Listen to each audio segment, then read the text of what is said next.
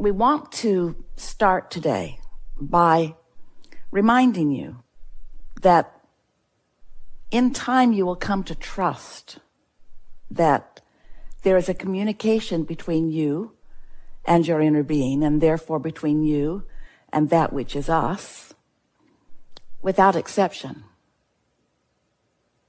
There were several who talked about not really trusting yourself or not really trusting your world.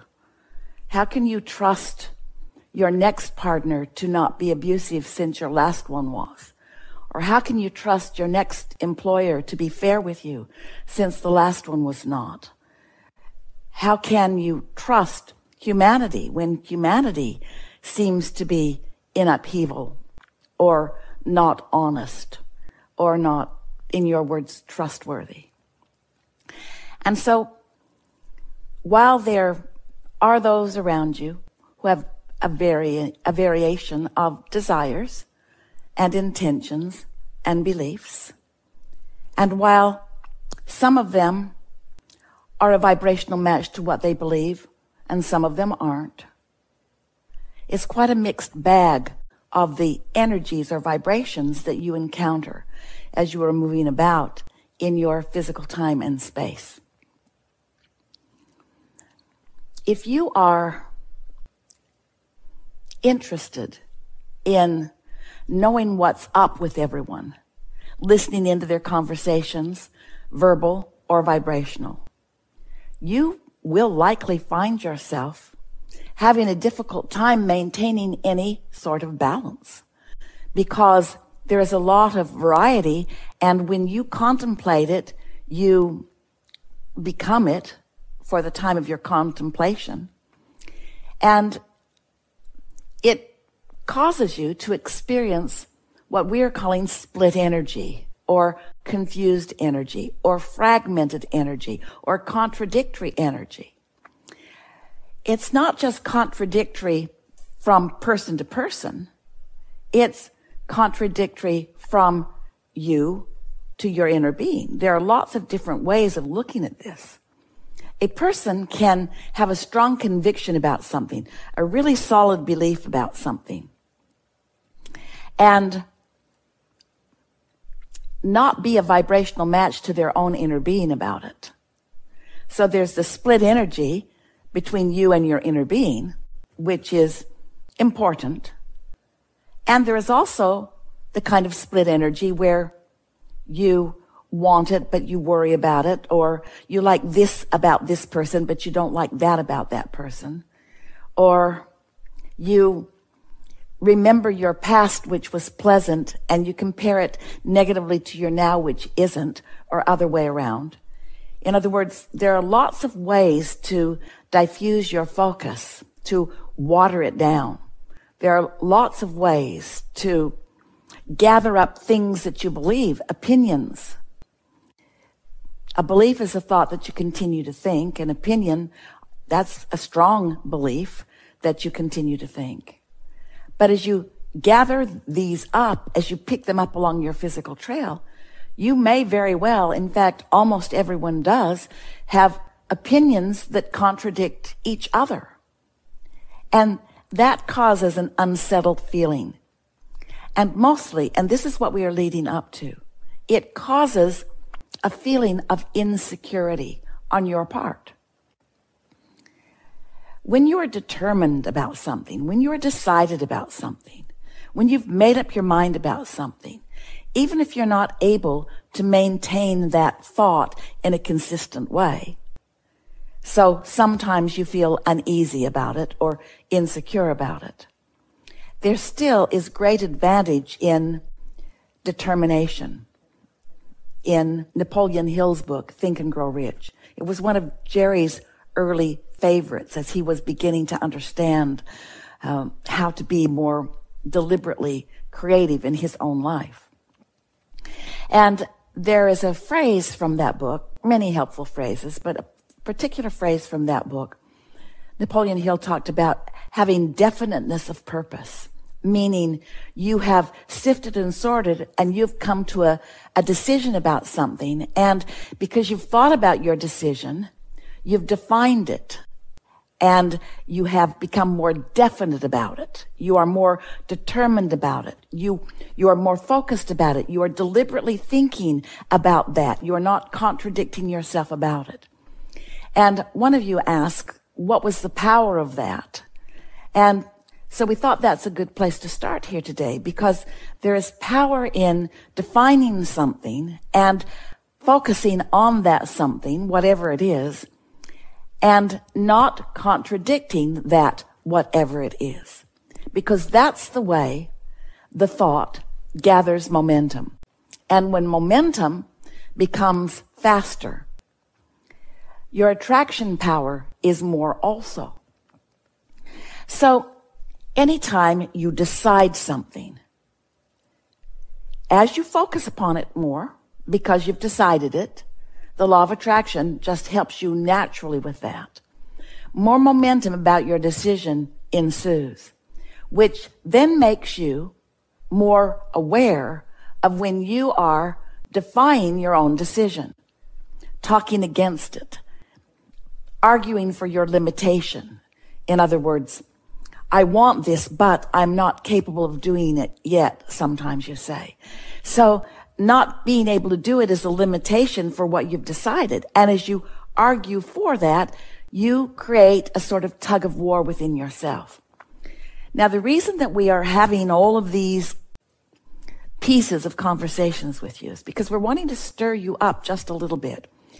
Because as we move through these pages and as we feel you out there in the ethers, it is our powerful expectation that today you will come to a keener understanding of the blend of energies, or the blend of vibrations, or the blend of focus, or the blend of you and you, or the blend of you and your own beliefs, or the blend of your desires and your beliefs and how they play together, or the blend of your beliefs and other people who hang around with you's beliefs, or you're sticking your nose in the business of others and therefore causing some conflict in your own beliefs. In other words, we really want you to feel the subject of your blending of energies. What is the mix of vibration that is going on within you in any point in time? And the reason that that matters to you so much is because whatever that mix of energies is, whatever your vibrational offering is based upon what's active now and now and now, that equals your point of attraction. So many of you not really enjoying your current now point of attraction, as if you don't understand that you can do something about it other than just observing it and not liking it. It is a good idea for you to make a decision at minimum. I'm going to be aware of what my vibrational offering is. And the way I'm going to be aware of it, first and foremost, is I'm going to pay attention to the way I feel. And I'm going to understand, we're speaking words for you. I'm going to understand, I've decided to understand that my emotions are my indicator of my mix. So if you feel fear, that means you have a strong desire and a strong belief that opposes your strong desire. If you feel unsettled about something, that means you sort of want something and you're sort of focused sloppily. If you feel elation or passion, that means you have a strong desire, and right now you're focused in a way that you've allowed the momentum to gather some speed, and there's not contradiction within you on a subject that you really care about. So let's just move through these pages together and see if you can't leave this gathering with a stronger decision within you, that you're going to pay more attention, that you're going to be more deliberate about your focus, that you're going to have more definiteness of purpose, that you're going to stop just messing around with this. You're going to decide. Now, some of you, we can hear you. You are confused a little bit because you've heard us say to you to relax to chill out. And so we'll weave it all together here. This is not difficult, this business of deliberate creation. One of the things that Jerry said to Esther on a regular basis was, Esther, just because you can do it doesn't mean you should do it. If Esther had an extra minute, she would want to fill it in with something productive. For a while, when telephone consultations were in the mix of things that Esther was doing, they were doing workshops every weekend and telephone consultations in between, with a long list of people booked out for months and months, and people still trying to get in with more and more urgent requests. And so Esther would add another one and another one and another one until she barely was getting out of her chair all day long. And Jerry was noticing that she was not having much fun because she was not doing the playful things that she once had done in her sense of responsibility. And he would say, just because you can doesn't mean you should, because there are all kinds of things that you can do, and there are all kinds of things that you believe that you should do. But we want to remind you how this all works. We're going to talk about the most important 3 steps. Step 1 is ask.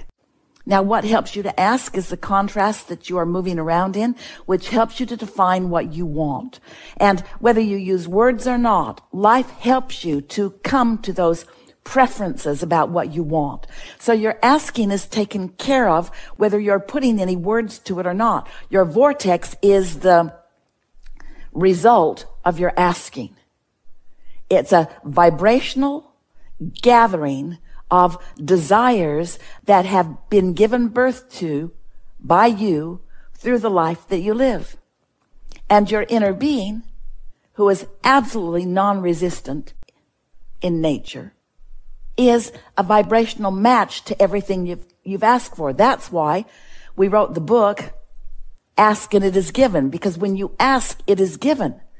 When you ask, it is given instantly. Now, we didn't put when you ask it is given instantly in the book title because it would have made you rebel, even though it's absolutely the way it is, because there is a step, there is a gap between it being given vibrationally and you figuring out how to surf your way into allowing what you've asked for, how to relax your way into what you've asked for, to believe your way into what you've asked for. So when we talk about definiteness of purpose, when we talk about processes like affirmation or processes like scripting or like telling a new story or like telling the story the way you want it to be, when we talk about processes like the creation box, where you take a box and you say to the box, what's in this box actually already is. And then you write it down or you put a picture of it. You put some description of it in the box and you close the lid and you say, it's done. What's in here already is. The reason that we teach these processes is not because you need to do things in order to make things happen. The laws of the universe, the energies of the universe are the engine that makes things happen. The law of attraction is the gatherer of the cooperative components. But the more definite you are in your purpose, the more time you spend imagining or visualizing the pleasant result of the manifestation of what's in your vortex, the more you are a vibrational match to the energy that's in the vortex, the more airtime you give it, the more you practice it until it just becomes second nature to you to trust and to expect. If you can relax and have fun and know that everything will come, it is our promise to you that it will.